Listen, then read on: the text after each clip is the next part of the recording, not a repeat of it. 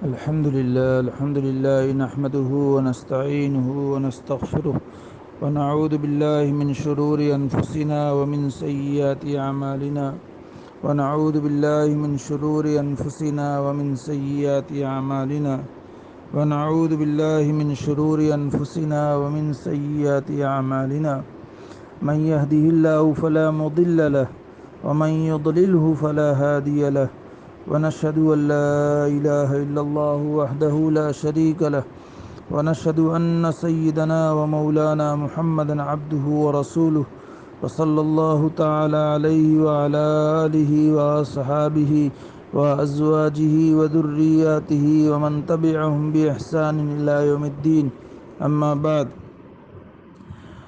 حضرت صلی اللہ علیہ وسلم کی قمیص کا گریبان سینے پر ہوتا تھا۔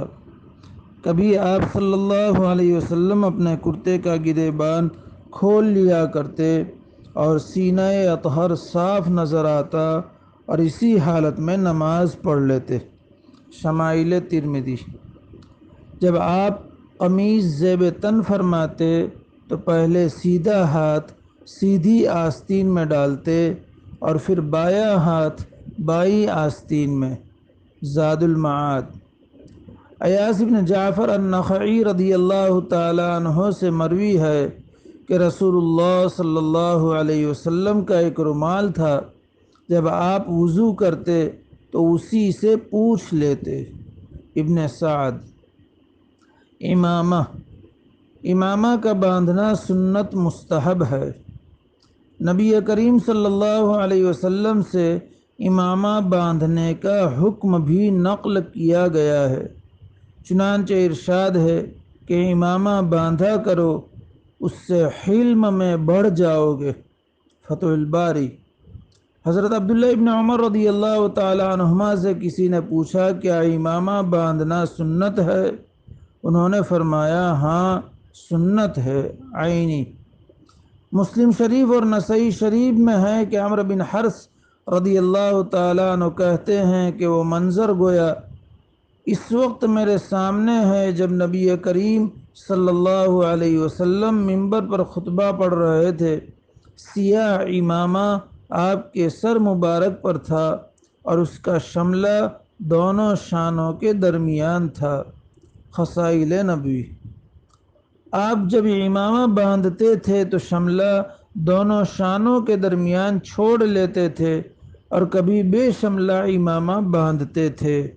نشر الطب۔ شمائل ترمذی۔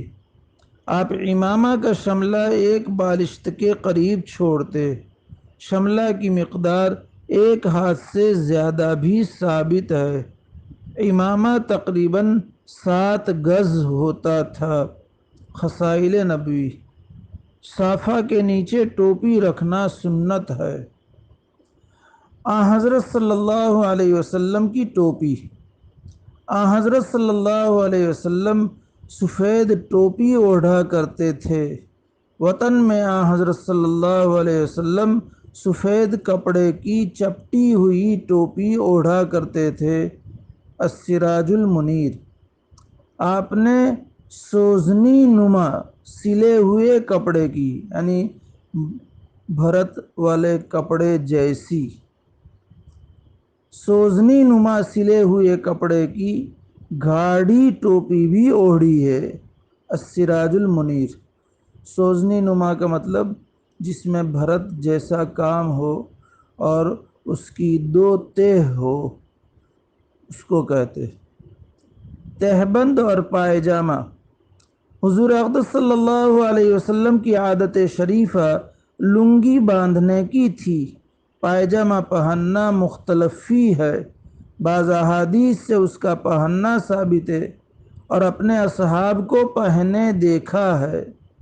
ایک حدیث میں ہے کہ آپ سے پوچھا گیا کہ آپ پائجامہ پہنتے ہیں تو فرمایا کہ پہنتا ہوں، مجھے بدن کے ڈھانکنے کا حکم ہے، اس سے زیادہ پردہ اور چیزوں میں نہیں ہے۔ خصائل نبوی۔ زاد المعاد۔ آپ صلی اللہ علیہ وسلم کی تہبند 4 ہاتھ اور 1 بالشت لمبی تھی اور 3 ہاتھ 1 بالشت چوڑی تھی۔ شمائل ترمذی۔ بعض احادیث میں ہے کہ چادر 4 ہاتھ لمبی اور 2.5 ہاتھ چوڑی، اور تہبند 4 ہاتھ اور 1 بالشت لمبی اور 2 ہاتھ چوڑی۔ تہبند ہمیشہ نصف پنڈلی سے اونچا رکھتے۔ تہبند کا اگلا حصہ پچھلے حصے سے قدرے نیچا رہتا۔ خصائل نبوی۔ حضور اکرم صلی اللہ علیہ وسلم نے فرمایا کہ مسلمان کی لنگی آدھی پنڈلی تک ہونا چاہیے اور اس کے نیچے ٹخنوں تک بھی کچھ مضائقہ نہیں، لیکن ٹخنوں سے نیچے جتنے حصے پر لنگی لٹکے گی وہ آگ میں جلے گا، اور جو شخص متکبرانہ کپڑے کو لٹکائے گا قیامت میں حق تعالی شانہ اس کی طرف نظر نہیں کریں گے۔ ابو داؤد، ابن ماجہ، زاد المعاد۔ یہ اونچا پہننے کا حکم مردوں کے لیے ہے، عورتوں کے لیے نہیں ہے۔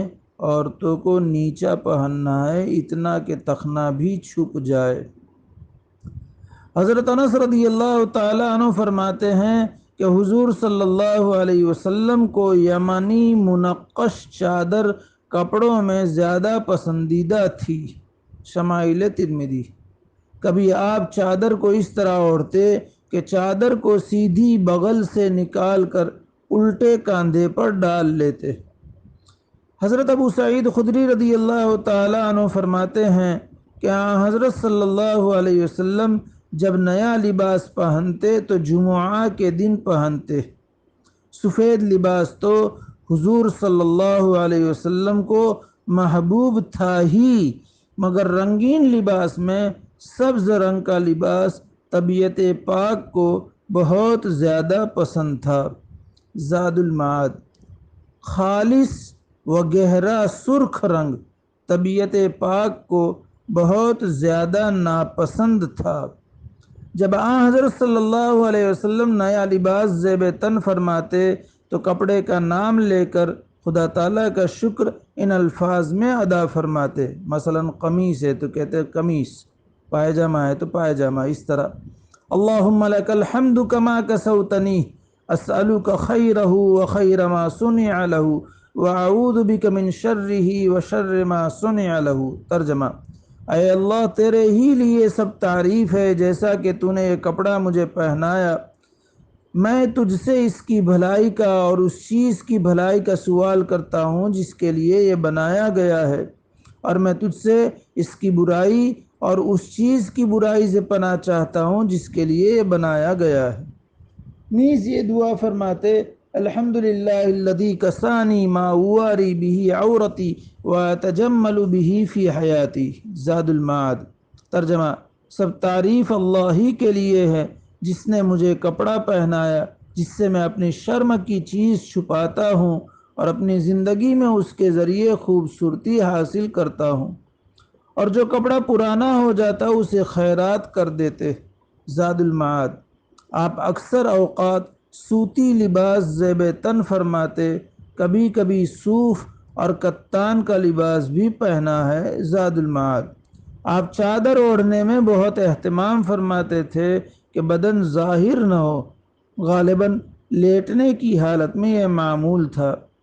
ابو رمسا رضی اللہ تعالیٰ عنہ کہتے ہیں کہ میں نے حضور صلی اللہ علیہ وسلم کو 2 سبز چادریں اوڑھے ہوئے دیکھا ہے۔ شمائل ترمذی۔ اللہ تعالیٰ ان سنتوں کو ہمیں اپنی زندگیوں میں اپنانے والا بنائے اور اس پر استقامت نصیب فرمائے۔